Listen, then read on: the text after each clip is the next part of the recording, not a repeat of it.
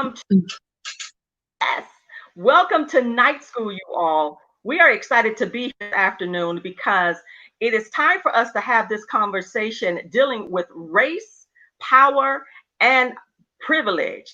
And so many people in our world do not understand what privilege is all about. And so I'm excited because we have author Nicole Vick on the line with us on this afternoon. Hailing from South Central LA, she has dealt with so much of injustice, even in her neck of the woods, and helped so many people get through the process. And so first and foremost, welcome, Nicole, to Night School. Thank you so much. I'm so glad to be here, Latanya. I appreciate you inviting me to night school. Thank you so much for being here. And so I wanted to talk on tonight. First of all, let me introduce you to the people. Nicole has spent the past 15 years providing community-based organizations, students, and residents in to help them improve, especially in areas where we say people are impoverished, Mhm. underdeveloped, and all of those things. And I said earlier, Nicole, in my message to you, and I said, can anything, as it said in the Bible, talking about Jesus, can anything good come out of Nazareth? But we see that something good and many people that are good come out of South Central LA. And you have even written a book dealing with pushing through, how we can push through, even in the midst of adversity, in the midst of everything that we deal with, and so much more. And so I want us to get into the dialogue and into the conversation because I know people will have questions. So many people want answers. And so, are you ready? Let's get All started. right, let's get started. Let's go. Now, let me ask you this question because we always hear about white privilege, we hear about Black privilege. Can you define that for me? And then on after that, tell me why people believe they are privileged or have the opportunity and the wherewithal to be considered privileged. So it's interesting. I was on Facebook today and there was a conversation about privilege. And there seemed to be a misunderstanding about Mhm. what privilege is. I think people think privilege means money. And privilege doesn't necessarily mean money. Privilege, in the sense that we're talking about, has a lot to do with unearned benefits.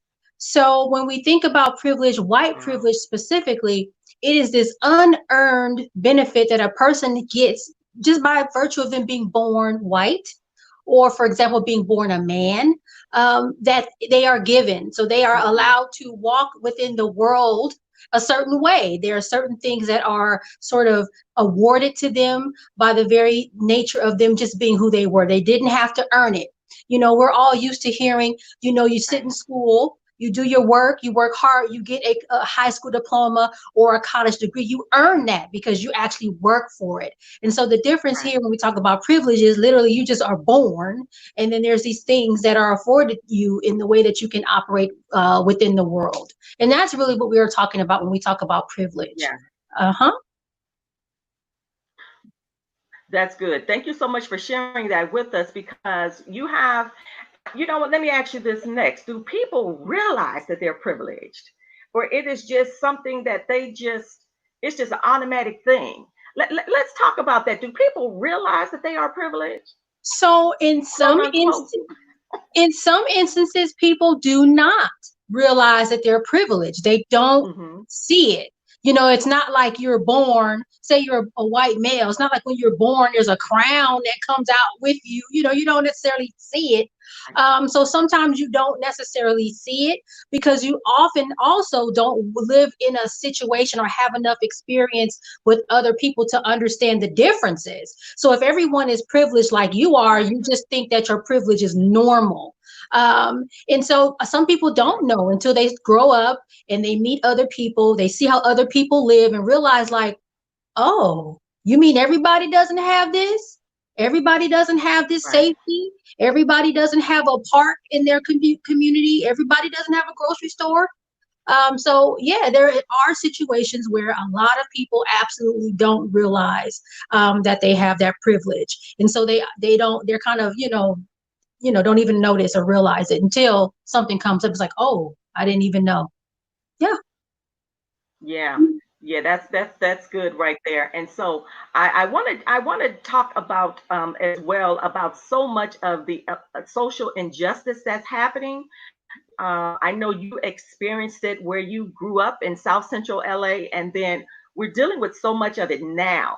You're seeing it happen in so many cities and so many places. And right now, I was telling someone, I said, the cities are on fire because I think so many people, so many of us are sick and tired of so much that is happening to where we now have had enough.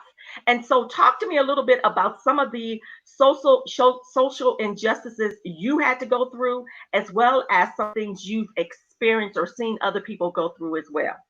Sure. So I work in public health, and I don't know if everyone knows, but public health is about prevention, keeping people from getting sick. It's also about creating a society or in a world where everyone, regardless of where they come from, has the same opportunity to live a really good, healthy life. And so that means providing things Right. like access to health care, but it also means things like why do we need to make sure that schools are funded well? We need to make sure that people have jobs Right. that pay well. And so, what happens when you have a society like we have in America, um, which we just talked about with privilege and all those things, when people don't have the same housing opportunities, for example, when people aren't paid the same way, when people don't have access to good educational system, you create an imbalance and injustice in Yeah. communities. And so we end up in situations like we have now where people are tired because they have been oppressed for generations simply because of how they were born. Right. I can't choose to be black any more than you could, right? And so why is it that something that we have no control over has been a source of oppression for so many generations? And I think people are tired.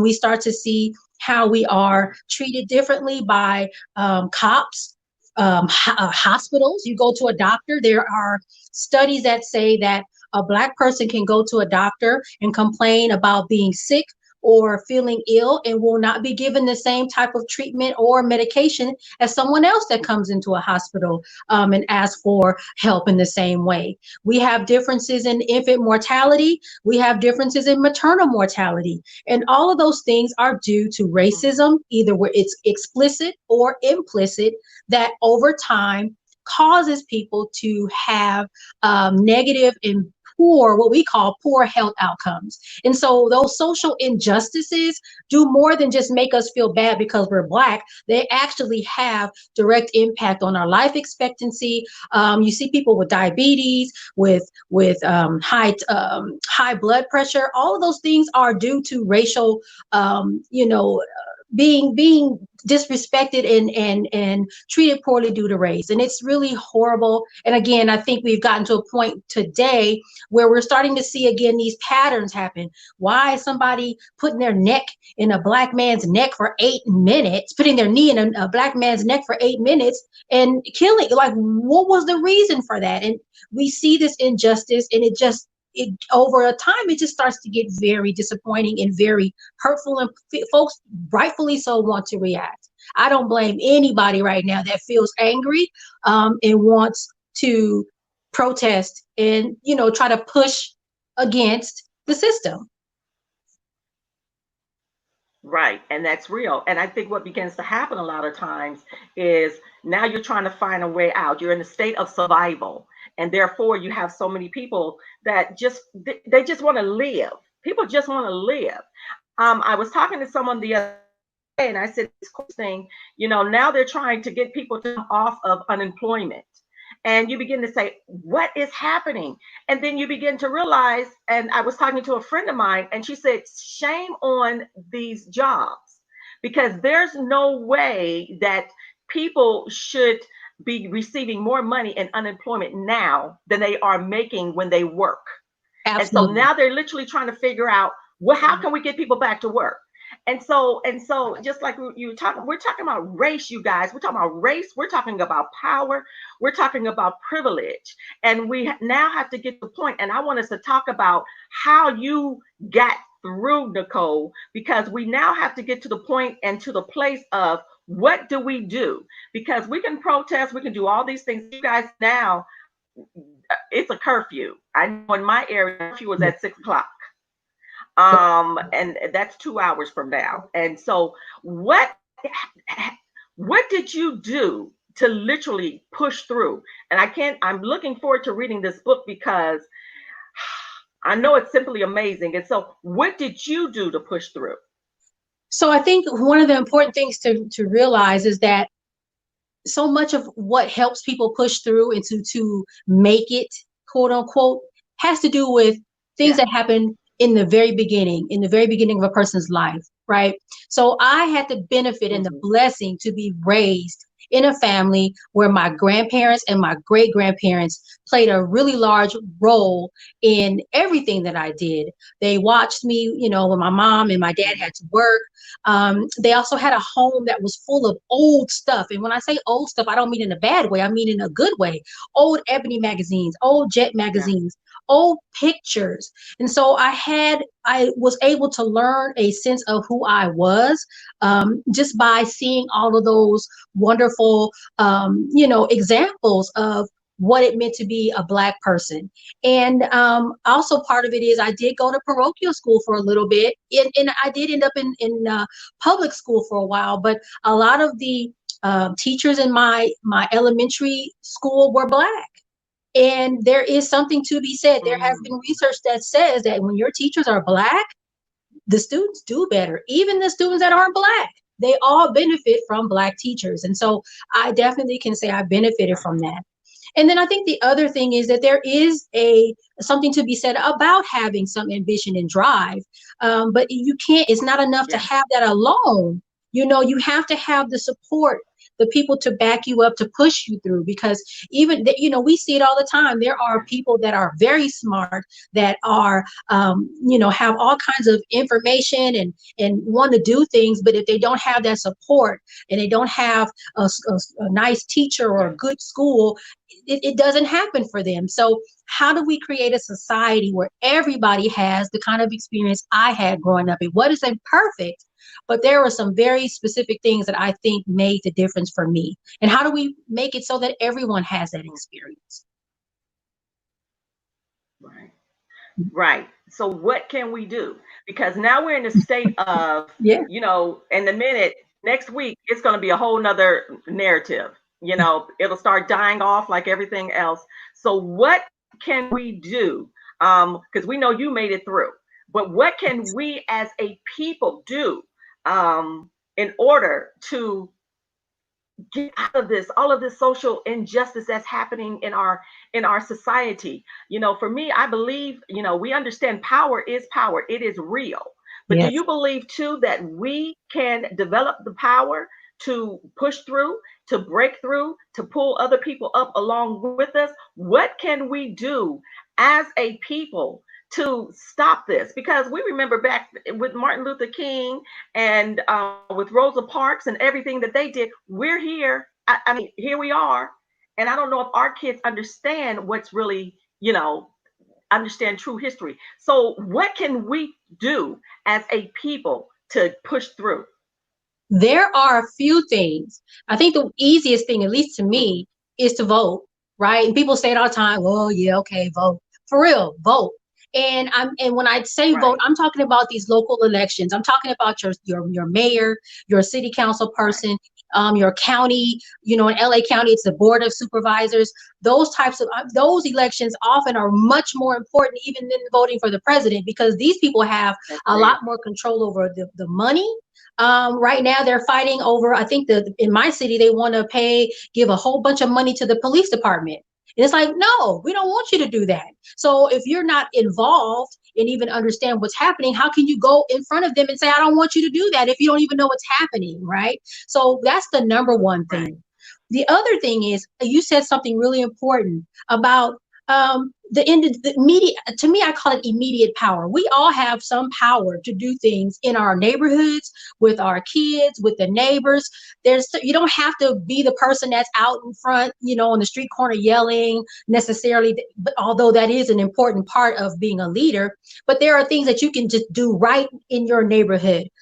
I started to do pop-up shops in my backyard because I wanted to uplift Black women business owners. And I was like, how can I help them get their word out to the community? How can I help the community learn the importance of shopping local, recycling Black dollars? And I was like, okay, I'm just going to open up my backyard every quarter of the year, 4 times a year, open up the backyard, have people come in and shop.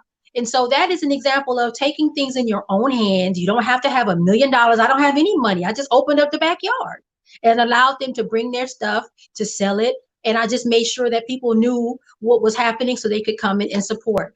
And then I think the other thing I think that is really important is we have to do more work at making sure our kids understand their history, know the journey that we have traveled to get from where we came from to now. Because I think a lot of that has been lost. And I see that sometimes some of the comments from some of the young folks that are famous, I'm like, oh, nobody told you. You don't know your history well enough because you wouldn't have said that. So I think we have to do a better job.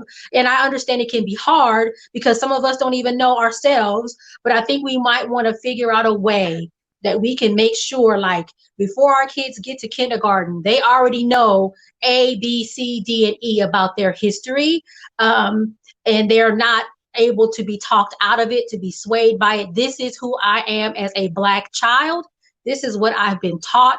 And I already know I'm coming in this school with, the knowledge that's already in me.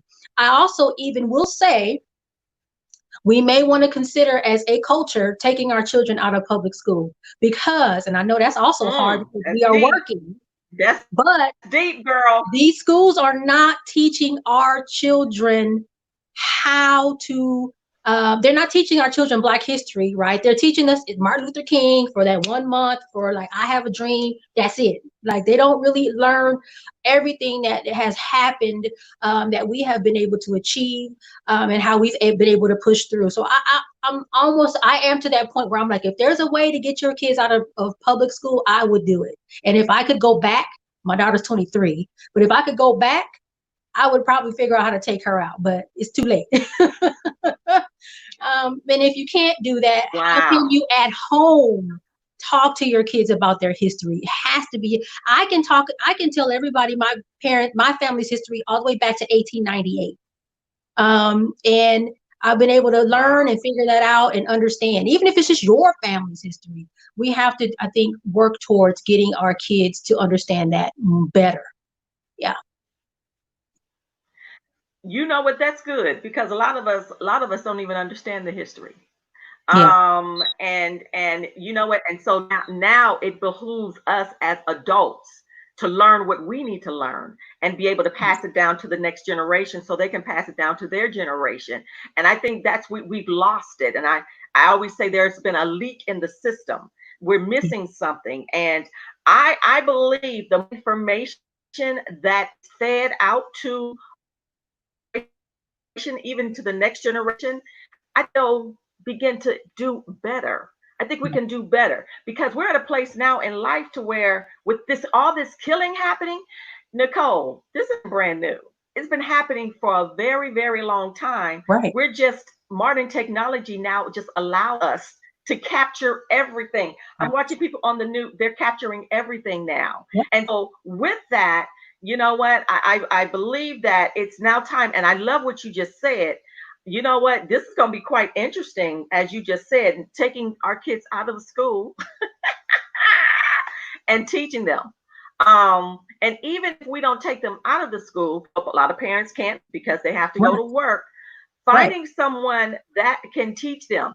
Do you know of different programs? I do know of one program. I have a friend, Miss Queenie Johnson. She teaches what's called Black School.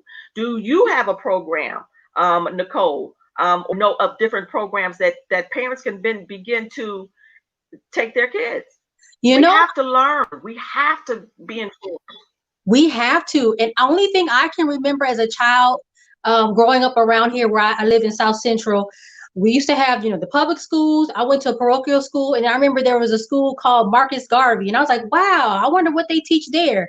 But other than that, I don't know. And I'm sure there is somebody that is doing the work.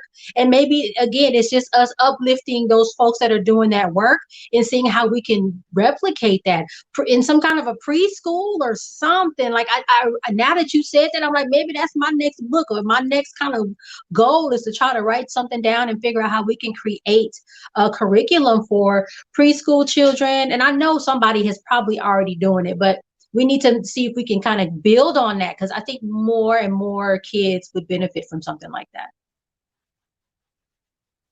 I think it, and yeah, you definitely touched on that because it is necessary. A lot of them do not understand history. All we're getting is what we're taught in school. Yep. And two, you know what? And I was telling them on a call last night, I am literally appalled at what is happening. Even we were speaking to an attorney, Mm. and they work in the system, and they told us how in the law enforcement system, the way it is set up, my mouth was wide open because it's set up to where a lot of these officers get off. Um, Mm. and I'm not going to tell everything. I probably can't share everything, Right. but it's something that happens in the enforcement Yeah. that I don't know if I'm allowed to tell it all in a private sector, but they get off real. And so in that, just like you were saying previously, and I want us to touch on this too, we have to not only look at the election coming up in November, we have to look at the primaries because Yes. these are our people. And I'm thinking, Nicole, a lot of times we do not understand that we have to vote every time to vote. We need to be voting. Every time. Touch on that again because we got to go back there because we're forgetting about the primaries. Yes. It is so important, not only because of the folks that are running for office. There's all these propositions, there's these, people, they want to spend money on this and that, and you have to know what's happening, because sometimes certain policies, I was in a fellowship. It was called the Women's Policy Institute, and it teaches women how to be ready for running for office. So it kind of prepares you for that whole process of running for, say you want to run for a senator or something like that. It teaches you the whole thing, and we have to write a law and try to get it signed by the governor and everything, real life stuff. And one of the trainings we had was about policies, making sure they are anti-racist. And sometimes a policy may sound good, and you might be thinking, yeah, this is a great policy, but the more you look into it, wait a minute, this is racist. Stop and frisk in New York. Some people might think, well, yeah, police officers could be able to do what they need to do, to make sure that the crime is low. And some people were like, yeah, we should do that. But wait a minute. No, when they looked at the data, they saw that more people of color, specifically Black people, were getting stopped and frisked than other people. That's not right. So you have Exactly. to really look at these laws, these propositions, all these things that they want you to sign off on and say, yes, vote yes for this, for more money for this. How is there any way that this particular policy could impact a certain group of people in a bad way? And we need to think about that. And so you have to vote in that way. And so I think that's why every opportunity to vote is really important, because you look around and be like, Yeah. who voted for this proposition? I didn't vote for this. Yes, you did. Somebody did. And now we don't have what we Yes, you need, did. and now we have a problem. So it's really important to really be involved. And there's a lot of opportunities and ways to do that. I think, you can trust politicians that, maybe you trust one already. You can see how they're voting or what their thoughts are.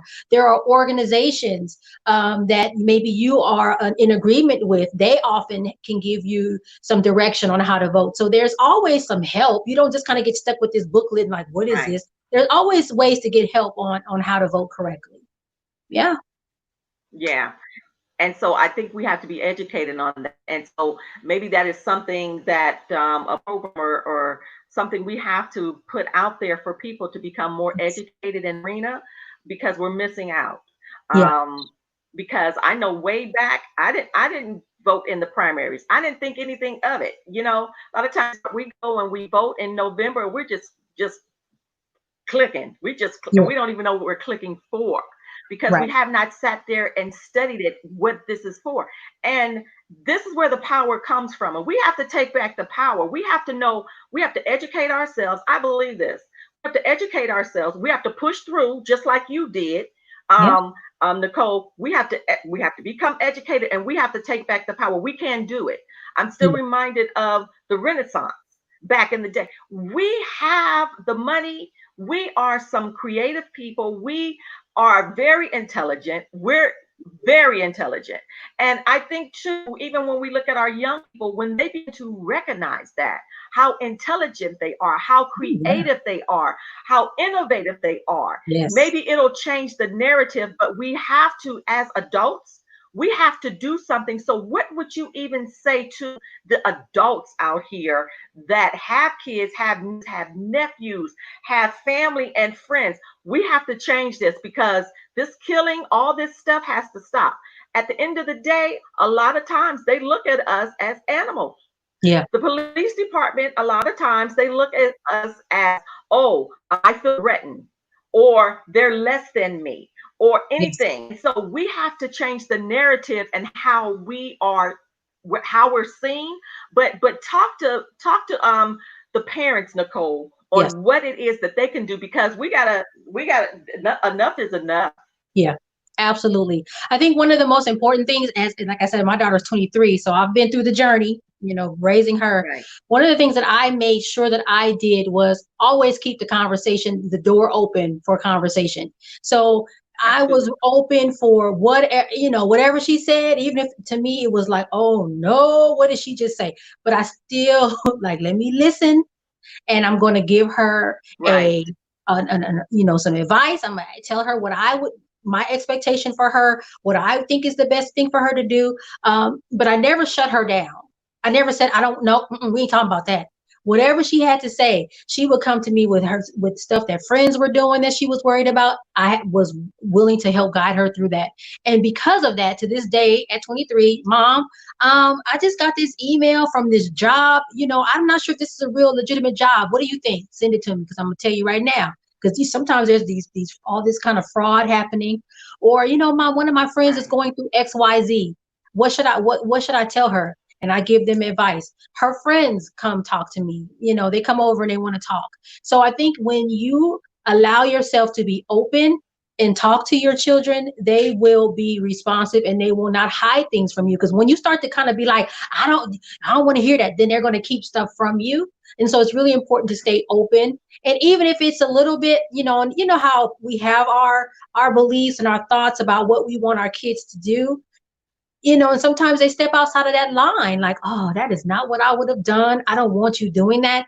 But if you keep that conversation open and always tell your kids, I'm going to be there to help you, period. You just got to tell me what's going on. Then they will speak to you. Otherwise, you get into a situation where they start to hide. And then when they hide stuff from you, it's too late. Something happens, and now I can't help you because it's too late. And so that's one of the things that's really, really important. And if you don't understand something about what your kids are into, I think it's always good to take that time to learn, to research, Google, internet, talk to somebody else with some kids. You can always figure out what's going on with what your kids are doing. I think it's really important to keep that door open. Very, very important. Okay, so parents, we have to keep the door open, Keep it open. the dialogue open, so our children feel free enough to talk to us, because we're supposed to be stewards over our children. No matter whether we birth them, no matter whether we're mentoring young people, whatever it is. And so we have to remember that our job is never done. And then we have to That's be true. the examples and show them how that is. And we have to step up and recognize the fact we are kings and we are queens. We are smart. What was that movie? I forgot. The Help. You're Yeah. smart. You're intelligent. Whatever it was. But it is, I believe too, it is a mindset to understand how smart and how creative and who we are. And when we begin to understand that and walk in that vein, um, you just walk the walk, and we begin to talk the talk, and we want to learn more, and we want to do more. And Yes. so, Nicole, tell me, what is it in your book, Pushing Through, that stands out to you the most? What is it? Yes, because that's the book right there, you guys. You know what? And I believe in, put it up again. I believe in definitely encouraging. That's it. Encouraging and supporting one another, because we have to do, Nicole, this is the only way we're going to make it through. We have to support one another. So tell me, Absolutely. inside your book, what was one of the things inside of it? Because I'm going to tell you what was my main thing that touched my heart, that gave me that aha moment. You know, gave you Well, that aha moment inside your book, Pushing Through. there was a couple of moments. I think even the reason why I wrote the Mm-hmm. book was a meeting I went to that gave me an aha moment. And then there was even some Mm-hmm. personal aha moments. As a Black woman, sometimes our self-esteem is Right. not in the right place. And I had Right. gotten into a pattern of dating men that weren't the best for me, that they didn't mean, they weren't trying to be positive. They were harmful, sometimes even causing me Mm-hmm. to have health issues as a result. Um, and so one of the aha moments for me was having a really, really bad time with a specific person, and realizing that, Mm-hmm. yeah, he's a bad person. And, that was terrible what he did. But I, why was that okay for me to allow to happen for so long? Wow. So, Right. sometimes it's Right. it's hard to do that, right? It's easy to be like, he was terrible, he was mean, he was this, he was that, and that was a bad thing. Why did he do that to me? Wait a minute, I let him in, You and I allowed it. knew Mm-hmm. exactly. I knew it wasn't right. My mama taught me well, and I knew, because there were many times that you get that little feeling in the pit of your stomach. That feeling you get when you know something ain't right. And so I would ignore it. And they tell you, you see red flags. Girl, it was red flags, red sirens, red fireworks, red everything, stop signs. Right. It was the whole everything was red. And I just was like, well, and so what happened from that is, it allowed me the opportunity to say, stop. I cannot continue this pattern. This is harming me. How do I get out of this? And so I did a lot of self, introspection. I'm thinking. I took classes on dating. I learned how to date all over again. I learned what I deserved and what I wanted. And so that was an aha moment for me, because a lot of times we get in our lives, we get into Mm. patterns, and we don't realize we're stuck in a pattern Yeah. until something like that happens. And it was really dramatic what happened. But it caused me to learn differently. And most importantly, it also caused me to shift my intentions and my focus. And so when you are clear about what you want, and you state that clearly in your mind, you tell people, you set that intention, you get back what you ask for. Yeah. And that is what happened. But positive relationship, person is more better aligned with my expectations, and what I deserve. And so I think that was an aha moment for me in regards to romance and sort of a life lesson. And I think everybody should have a moment where they do look inside. There's a quote that I love: if you do not go within, you go without. So if you don't start inside, you will never have what you want, because you're always going to be looking outward for it, but it's here. So you have to start here and get here first, the heart right first, before you can even try to go forward with anything else. So that was a huge aha moment for me. That was huge. And you know what? That would be a huge aha moment for a lot of folk. Because a lot of people get caught up in situations, relationships, all that crazy stuff, and that next thing you know, you've lost yourself. And now you're Yes. trying to find yourself, but you don't even know how to find yourself. You're lost. Yep. And so I'm glad you were able to find that aha moment, because you finding that moment, it allowed you to help other people find their aha moments. Right. And so I'm a big stickler in each one teach one. And that's what we have to do. So you literally had to go through what you went through in order to help somebody else along the way. I believe in Nicole. And so how do you believe? Do you believe the journey that you went through was not just for you, but for other people? I believe that.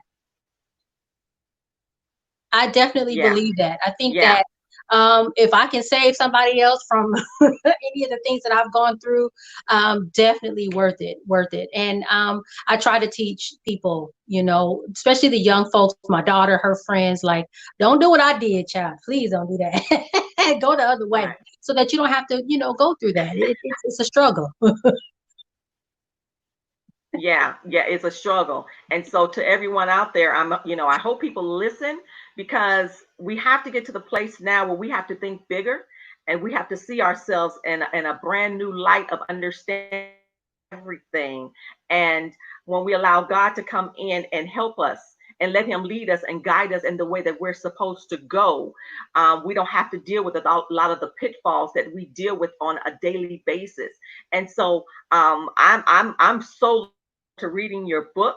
I am so glad you wrote the book, Nicole, because it is so necessary. Not only is it necessary, and not only is it helping other people who have the opportunity to read it, but it takes you higher and higher, because you never know from you writing that book the next level that you will go to yourself.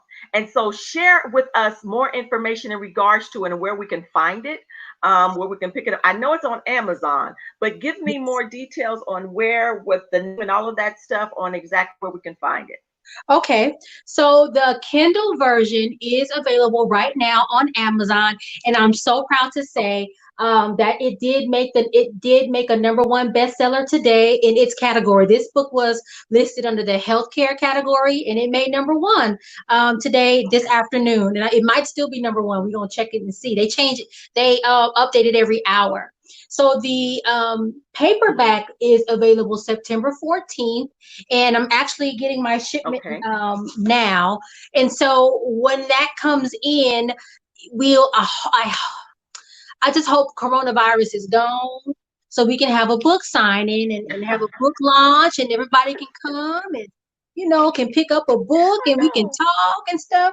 So September 14th will be when the paperback is available. But right now, if you have a Kindle, and I had to let some people know, you actually don't have to have a Kindle. You can download the Kindle app Yeah. onto your phone or onto a tablet, and you can read it that way right now if you go on Amazon right now. But the actual book is coming September 14th.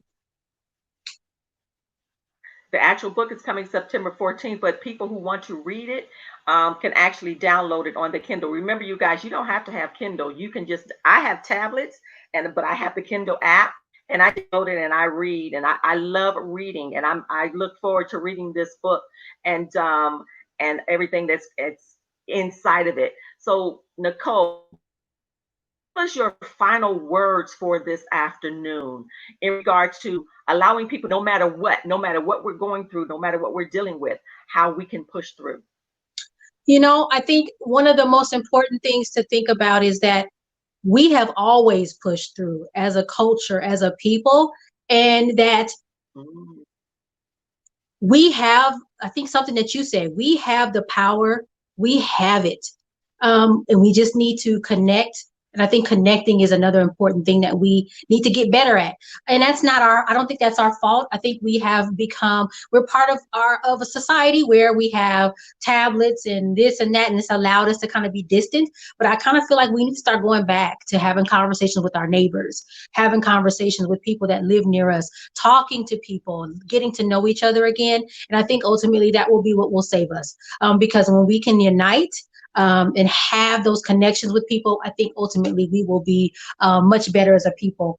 And then I think the other thing I want to say is that, I did push through and I made it, quote unquote. I don't really like to say that or make that, put that out there in that way, because I feel like that makes it sound like, well, if you could make it, then why didn't she make it? Or how come them kids over there didn't make it? And we have to really think about why or what's in the way that prevents other kids from making it, and how do we eliminate those barriers. So yes, it's great that I made it, that you made it, but how can we make it so that all of our kids make it?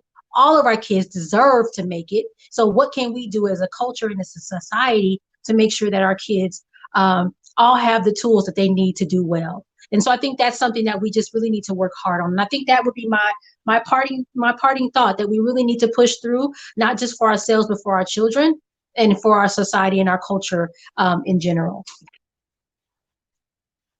That's good right there. So, you guys, we have to push through as a culture, as a people. We have to do what we have to do for the next generation that's coming, um, the generation that we have now, our children, and then the next generations to come. This is all about history. Everything that's happening is all written in history from, George, like everyone. It's history now.